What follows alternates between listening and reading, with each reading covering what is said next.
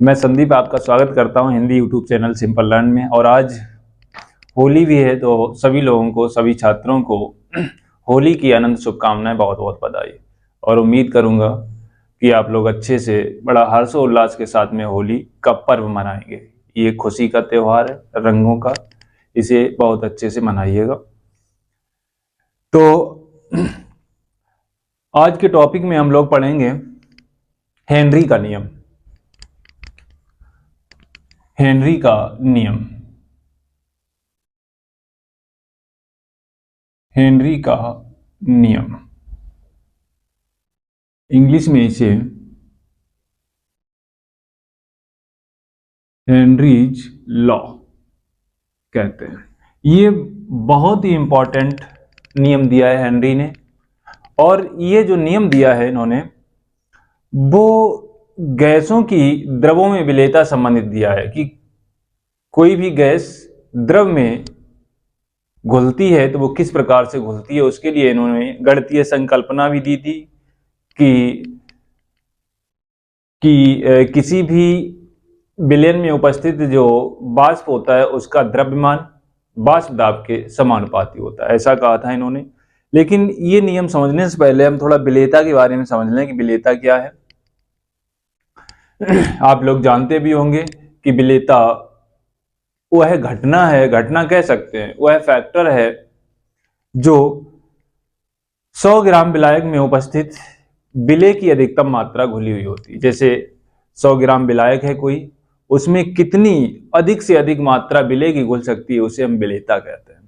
ठीक है ना। विलेयता किसे कहते हैं कि 100 ग्राम विलायक है, उस 100 ग्राम विलायक में कितनी विलेय की मैक्सिमम मात्रा घुली हुई होती है, वही हमारी विलेयता कहलाती है। तो ये जो टॉपिक है वो द्रव में गैसों की विलेयता संबंधित है कि किस प्रकार से गैसें जो होती हैं वो किसी भी द्रव में घुलती हैं। जैसे कि हमें पता है कि प्रत्येक गैस की विलेयता द्रव में अलग अलग होती है। वो डिपेंड किस पर करती है, अवशोषण गुणांक पर। ठीक है ना। जिसके लिए अवशोषण गुणांक, या कह सकते हैं जिस गैस का अवशोषण गुणांक कम होगा, या यूं कह सकते हैं कि जैसे जैसे गैसों के अवशोषण गुणांक में वृद्धि होती है, वैसे वैसे द्रव में गैसों की विलेयता बढ़ती है। तो सीधे अगर पॉइंट पे आए तो ये कह सकते हैं कि अगर अवशोषण, किसी भी गैस के लिए अवशोषण गुणांक का मान कम है तो वो कम सॉल्युबल होगी। अगर अवशोषण गुणांक का मान अधिक है, अगर अवशोषण गुणांक का मान अधिक है तो वो द्रव में अधिक विलेय होगी। जैसे कि हमें पता है कि जो हमारा वाटर होता है, पानी में ऑक्सीजन घुलित होती है। ऑक्सीजन क्या है? Gas, O2। जो जल का फॉर्मूला होता है वो H2O होता है, यानी कि हाइड्रोजन और ऑक्सीजन का संगम होता है, मिलन होता है, तब जाकर के जल का फॉर्मेशन होता है। तो जो जल के अंदर ऑक्सीजन की विलेयता है वो बहुत ही कम होती है, क्योंकि इसका अवशोषण गुणांक बहुत ही कम होता है, इसलिए ये जल में बहुत कम घुलनशील होती है। लेकिन अगर कार्बन डाइऑक्साइड की बात करें, अमोनिया की बात करें, तो ये बहुत ही सॉल्युबल गैसें होती हैं, आसानी से पानी में घुल जाती हैं। ठीक है ना। तो किस पर निर्भर करता है? किसी भी गैस की विलेयता अगर द्रव में हम घोलेंगे उसे, तो उसके अवशोषण गुणांक के ऊपर डिपेंड करेगा। तो अवशोषण गुणांक के, जिसके लिए अवशोषण गुणांक का मान कम होगा वह गैस कम घुलेगी द्रव में, और जिसके लिए अवशोषण गुणांक का मान अधिक होगा वह गैस अधिक घुलेगी। ठीक है ना। ये ध्यान रखिएगा। अब आते हैं हेनरी के नियम पे। तो इसी द्रव में गैस की विलेयता, यानी कि द्रव में एक फिगर के माध्यम से समझ लें थोड़ा। हेनरी ने यह कहा था कि मान लीजिए इस पात्र में द्रव है, और हां,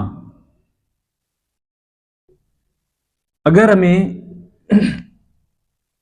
विलेयता का सही सही निर्धारण करना है तो उसके लिए हमें स्थिर ताप की आवश्यकता होगी, यानी कि टेम्परेचर निहित होना चाहिए। अगर 20 डिग्री है तो 20 ही रहे, ऐसा नहीं कि 18 हो जाए, 15 हो जाए, या फिर 22-25 हो जाए। ठीक है ना। तो टेम्परेचर कैसा होना चाहिए? निहित होना चाहिए। तो जो वायुमंडलीय गैसें होती हैं, या फिर हम अलग से कोई गैसें अगर इस द्रव में, इस लिक्विड में घोलना चाहें तो हमें क्या करना पड़ेगा? इसके ऊपर, या इस तरीके समझ लीजिए कि मान लीजिए ये पात्र है हमारा और इस पात्र में एक पिस्टन ये लगी हुई है और एक पिस्टन ये लगी हुई है, ठीक है ना। इसमें कुछ गैसें भरी हुई हैं वायुमंडलीय दाब के कारण। अब इन गैसों को अगर इस द्रव में घोलना है तो हमें क्या करना पड़ेगा, इस पिस्टन को ऊपर से प्रेशर देना पड़ेगा, यानी कि पिस्टन को दबाएंगे। जब पिस्टन को दबाएंगे तो गैसें जो होंगी वो हमारे लिक्विड के नजदीक पहुंच जाएंगी। और हमें पता है कि लिक्विड, अगर जल की ही बात कर लें, इसमें मान लीजिएगा कि H2O भरा है, तो हमें पता है द्रव जो है जल के जो मॉलिक्यूल हैं, इन मॉलिक्यूल्स के बीच में ये तो कंफर्म है कि ये जल के जो मॉलिक्यूल एक दूसरे से जुड़े होते हैं वो हाइड्रोजन बॉन्ड के द्वारा जुड़े होते हैं। कि जो H2O होता है इस तरीके से ऑक्सीजन H सिंगल बॉन्ड, और अगला जो ऑक्सीजन का मॉलिक्यूल होगा वो इस तरीके से विचरण करेगा। अगला जो मॉलिक्यूल होगा जल का वो इस तरीके से होगा, अगला होगा वो कुछ, चलिए इतने ही समझ लेते हैं। तो एक मॉलिक्यूल दूसरे मॉलिक्यूल से हाइड्रोजन बॉन्ड के द्वारा जुड़ा हुआ होता है। इसका कारण होता है कि ऑक्सीजन के ऊपर पार्शियल निगेटिव चार्ज होता है और हाइड्रोजन के ऊपर पार्शियल पॉजिटिव चार्ज होता है। तो यही बहुत क्षीण सा, बहुत थोड़ा सा अट्रैक्शन होता है जिस कारण से ऑक्सीजन इस हाइड्रोजन से बंधी हुई होती है। इसी प्रकार से इस मॉलिक्यूल का दूसरे मॉलिक्यूल के साथ भी हाइड्रोजन बॉन्ड, क्योंकि यहां पर क्या है, पार्शियल निगेटिव पार्शियल पॉजिटिव। इसी प्रकार से ये अगले से और अगला अगले से, इस तरीके से ये इस आकर्षण बल के कारण जुड़े होते हैं, जिन्हें हम क्या बोलते हैं, हाइड्रोजन बॉन्ड, ठीक है ना। अब एक मॉलिक्यूल और दूसरे मॉलिक्यूल के बीच में कुछ गैप भी होता है, रिक्त स्थान भी होता है। उन्हीं रिक्त स्थानों में ये गैसें हमारी जाकर के विलय हो जाती हैं, घुल जाती हैं, ठीक है ना, ये याद रखिए। तो इस पिस्टन पर जब हम प्रेशर लगाएंगे तो पिस्टन हमारी नीचे जाएगी और नीचे जाने के साथ ही ये गैसें भी हमारे लिक्विड के पास पहुंचेंगी। जैसे जैसे दाब बढ़ाते जाएंगे वैसे वैसे गैसें इन लिक्विडों में क्या होती जाएंगी, सॉल्युबल होती जाएंगी। सॉरी, दूसरे कलर से थोड़ा दिखा दें। मान लीजिएगा ये गैसें हैं, डस्टर था, मान लीजिए ये गैसें हैं हमारी, कोई सी भी ले लीजिएगा जो वायुमंडल में उपस्थित हैं। इन गैसों पे हम ऊपर से प्रेशर जनरेट करेंगे। ये मान लीजिए P1 है, ये P2 है, दो पिस्टन लगा है, ठीक, प्रेशर 1 प्रेशर 2, यानी कि इसका प्रेशर कुछ कम, इसका प्रेशर कुछ ज्यादा। जैसे जैसे हम प्रेशर लगाएंगे तो ये गैसें जो होंगी वो इस लिक्विड में जाकर के सॉल्युबल होना प्रारंभ हो जाएंगे। तो हेनरी ने ये कहा था कि टेम्परेचर जो है वो कैसा रहना चाहिए, स्थिर रहना चाहिए। स्थिर मतलब कम या ज्यादा नहीं होना चाहिए, ठीक है ना। अगर 20 डिग्री है हमारे एटमॉस्फेरिक टेम्परेचर तो वो 20 डिग्री ही रहना चाहिए, तभी जाकर के ये प्रयोग हम सही तरीके से कर सकते हैं। तब इन्होंने ये कहा था कि टेम्परेचर अगर स्थित है तो द्रव में गैस की विलेयता गैस के दाब के समानुपाती होती है, गैस के दाब के समानुपाती होती है, ठीक है ना। और इसके लिए एक इन्होंने गणितीय संकल्पना यानी कि गणितीय फॉर्मूला भी दिया था कि अगर किसी भी द्रव में गैसों की विलेयता को अगर पता करना है तो फॉर्मूला दिया था। इस फॉर्मूला के माध्यम से हम इन्हें पता कर सकते हैं कि कितनी गैसों में कितनी गैस की विलायक में विलेयता हुई है, या कह सकते हैं विलायक में कितनी गैस घुली हुई है। तो आइए देखते हैं। और इन्होंने जो नियम दिया था वो 1803 ईस्वी में दिया था। कब दिया था? 1803 ईस्वी में। तो लिखेंगे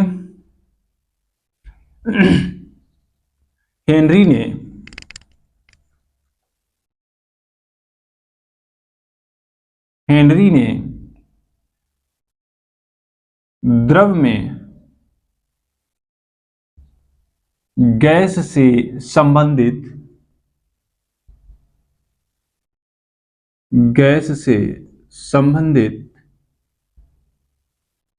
यह नियम 1803 ईस्वी में दिया था।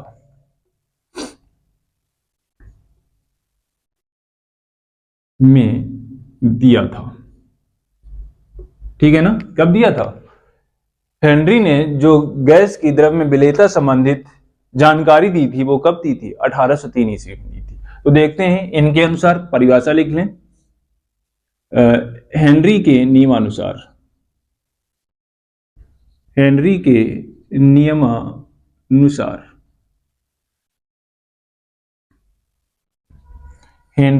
नियमानुसार, इन्वर्टेड कॉमा में इन्होंने कहा था कि ताप हमारा स्थिर होना चाहिए। स्थिर ताप पर गैस की द्रव में विलेयता गैस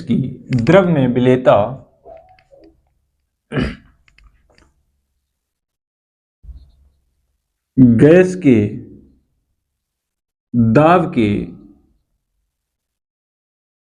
समानुपाती होती है।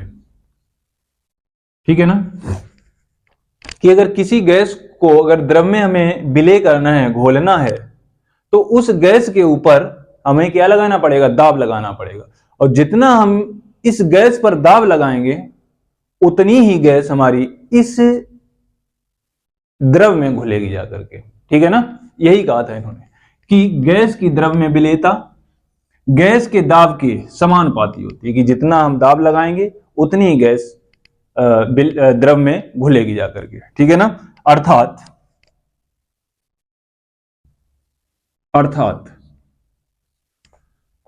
कि गैस की विलेयता से मतलब है कि गैस की कितनी मात्रा घुली। ठीक है ना, विलेयता संबंधित क्या है, मतलब अर्थ क्या है यहां पे?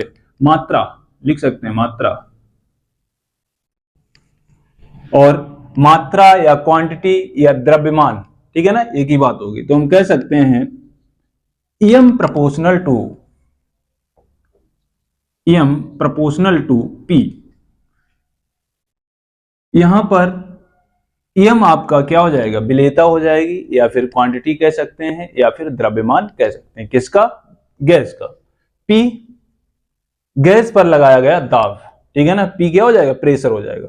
अब यहां पर प्रोपोर्शनल का साइन हटाएंगे तो एक कांस्टेंट आएगा, एम इक्वल टू के इंटू आपका क्या हो जाएगा? पी। इसे इस तरीके से भी लिख सकते हैं कि K equal to M divide by P, जहां के क्या हो जाएगा? आपका साम्य स्थिरांक हो जाएगा। ठीक है ना, लिख लीजिएगा, जहां एम इजिकल टू गैस की मात्रा या द्रव्यमान बोल सकते हैं, पी बाष्प दाब गैस पर लगाया गया दाब, और के हो जाएगा साम्य स्थिरांक।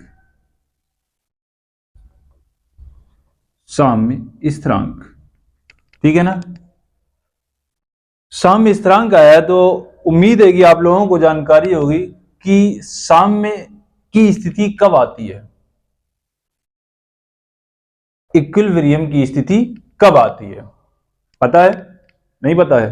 अगर नहीं पता है तो आइए हम बताते हैं। थोड़ा छोटा सा टॉपिक है, इसे भी ले लेते हैं, समझ लो एक एक शब्द, क्योंकि अगर संभवतः मन में क्वेश्चन चलेगा कि साम्य है क्या, अगर साम्य जानोगे नहीं तो फिर समझ नहीं पाओगे।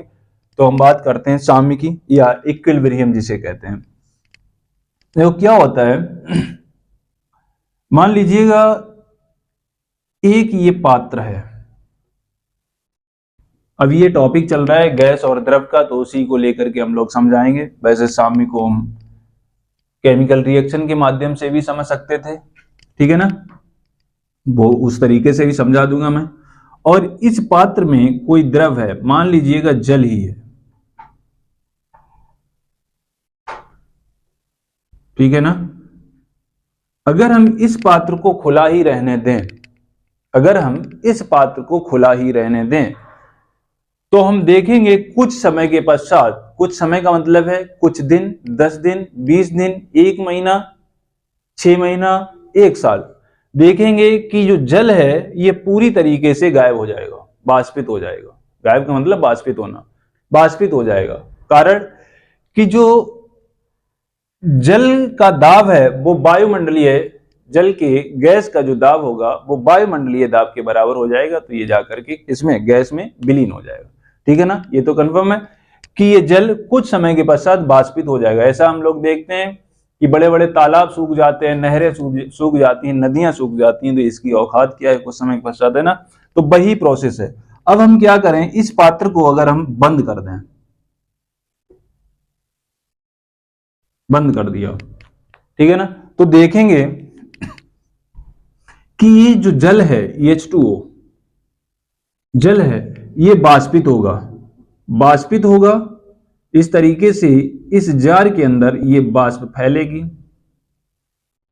और एक समय ऐसा आएगा कि इन वाष्प के मॉलिक्यूल्स का, इन वाष्प के मॉलिक्यूल्स का संघनन होना प्रारंभ हो जाएगा। संघनन का अर्थ है कि गैस का एक मॉलिक्यूल गैस के दूसरे मॉलिक्यूल से जुड़ना प्रारंभ हो जाएगा।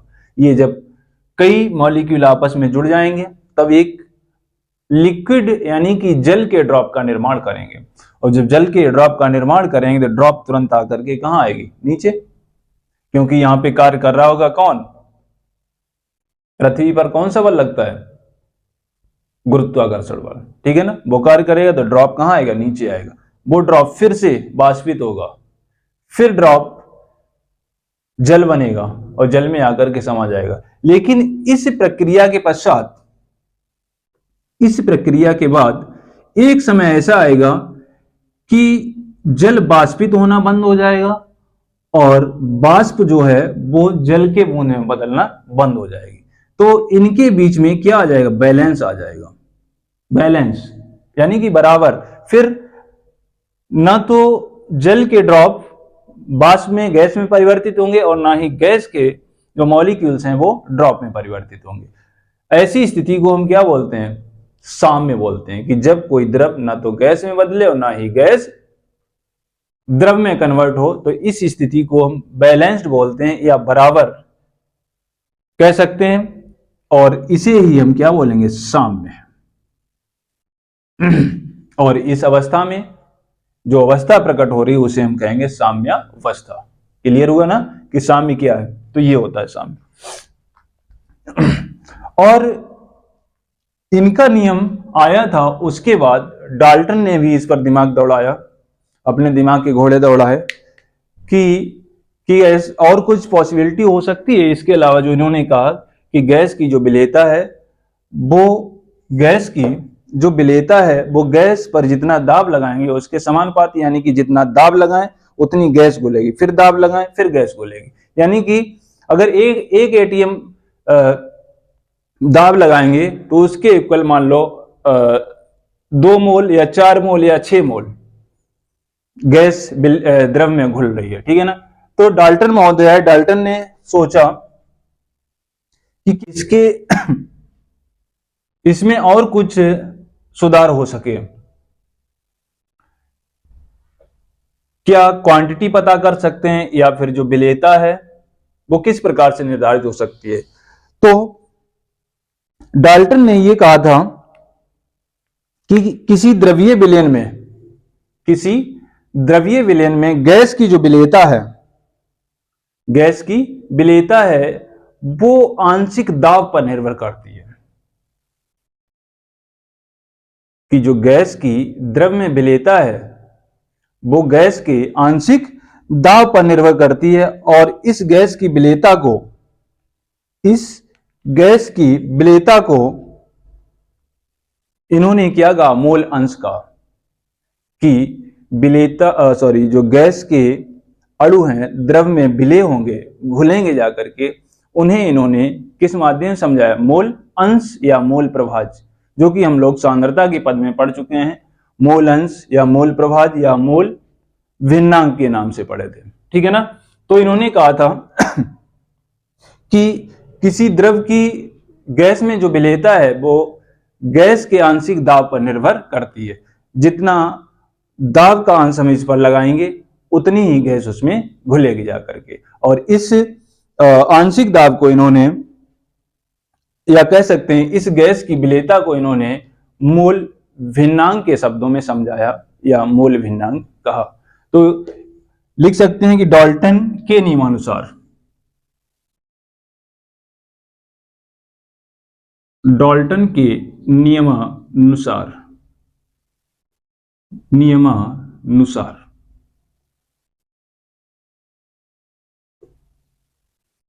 डाल्टन के नियमानुसार इन्होंने कहा था कि किसी गैस की वाष्प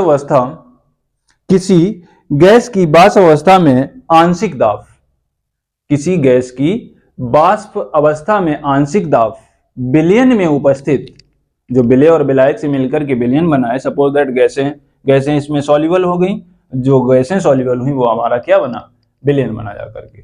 तो विलयन में उपस्थित गैस के मोल भिन्न या गैस के मोल अंश के समानुपाती होता है। किसके समानुपाती होता है? गैस के मोल अंश के समानुपाती होता है कि कितने गैस के मोल उस विलयन में जाकर के घुले। तो इन्होंने क्या किया, इन्होंने सिर्फ ये कह दिया था कि जितना दाब लगाएंगे उतना गैस घुलेगी, लेकिन इन्होंने और कैलकुलेट किया, सूक्ष्म रूप में लेके गए। इन्होंने कहा कि जो विलेय है हमारी गैस, विलेय जितना मोल अंश या कह सकते हैं उस गैस पर जितना हम दाब लगाएंगे उतनी ही गैस मोल अंश के रूप में घुलेगी। ठीक है ना, कि उतनी ही गैस मोल अंश के रूप में घुलेगी। तो इन्होंने कह दिया इनकी परिभाषा लिख लें डाल्टन के अनुसार कि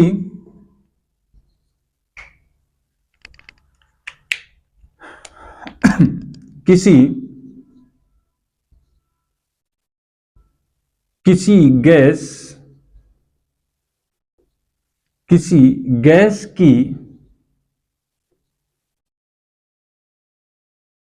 गैस की वाष्प अवस्था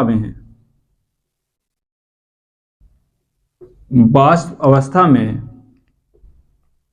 किसी गैस की वाष्प अवस्था में आंशिक दाब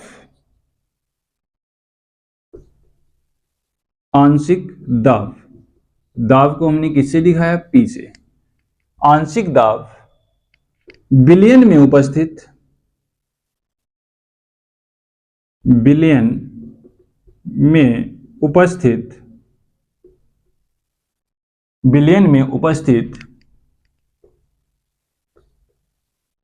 गैस के मोल प्रभाज के समानुपाती होती है।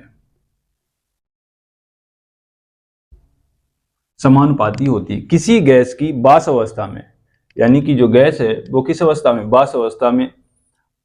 आंशिक दाब किसका? गैस का। विलयन में उपस्थित गैस के मोल प्रभाज के समानुपाती होता है। या कहने का अर्थ ये है कि जितना हम गैस के ऊपर दाब डालेंगे, जितना गैस के ऊपर हम प्रेशर लगाएंगे, उतने ही मोल विलयन में या कह सकते हैं द्रव में जाकर के घुलेंगे। जितना प्रेशर जनरेट करेंगे उतने ही गैस के मोल उस द्रव के अंदर विलीन होते जाएंगे। ठीक है ना, अर्थात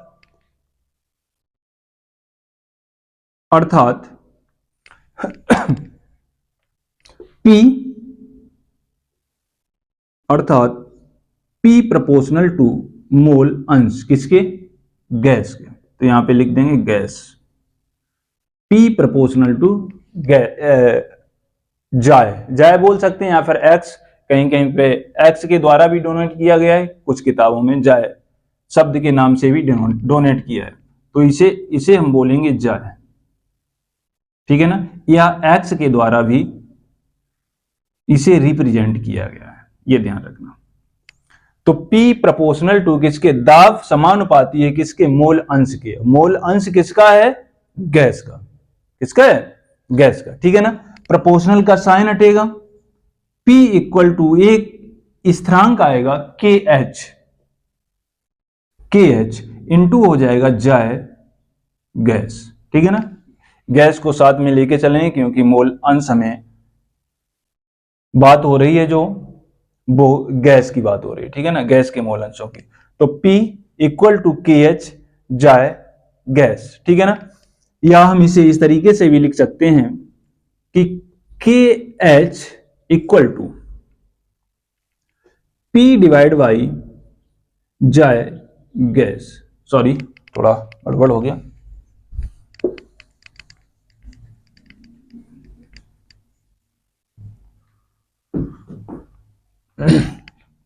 ठीक था। KH equal to P divide by जाए गैस। ठीक है ना, ये जाकर के फॉर्मूला बना। अच्छा, मोल अंश की परिभाषा याद है आप लोगों को कि मोल अंश किसे कहते हैं? अगर नहीं है तो पीछे वाला वीडियो देखिएगा, उसमें बहुत अच्छे से हमने समझाया है कि मोल अंश मोल प्रभाज क्या है और उसका फॉर्मूला क्या है, उसके बारे में अच्छे समझ जाओगे। तो ये इन्होंने गणितीय संकल्पना दी थी। थोड़ा यहाँ पे ये और देख लें, जहां इसे कहते क्या है, जहां KH इधर जगह बनाते हैं,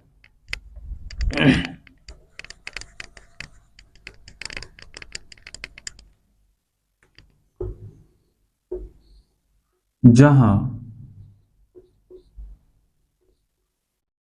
KH बराबर हेनरी स्थिरांक, P बराबर दाब, बाष्प दाब और जाए गैस इक्वल टू हो जाएगा गैस के मोलों की संख्या या गैस के मोल अंश।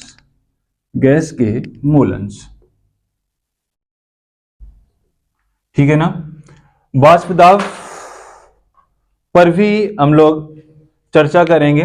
यहां पर वाष्प दाब शब्द आया है कि वाष्प दाब उस दाब को कहते हैं जो वाष्प के द्वारा लिक्विड के सतह के ऊपर लगाया जाता है। ठीक है ना, उसे हम क्या कहते हैं? वाष्प दाब कहते हैं। तो बच्चों, ये आपका हेनरी का नियम है, बहुत ही इंपॉर्टेंट ये रूल है। इस रूल को आप लोग जरूर अच्छे से पढ़िएगा और अच्छे से नोट कर लीजिएगा। ठीक है ना, तो आज इतना ही रखते हैं। अगले टॉपिक में हम लोग अगला वीडियो में हम लोग अगला टॉपिक लेके आएंगे। नमस्कार।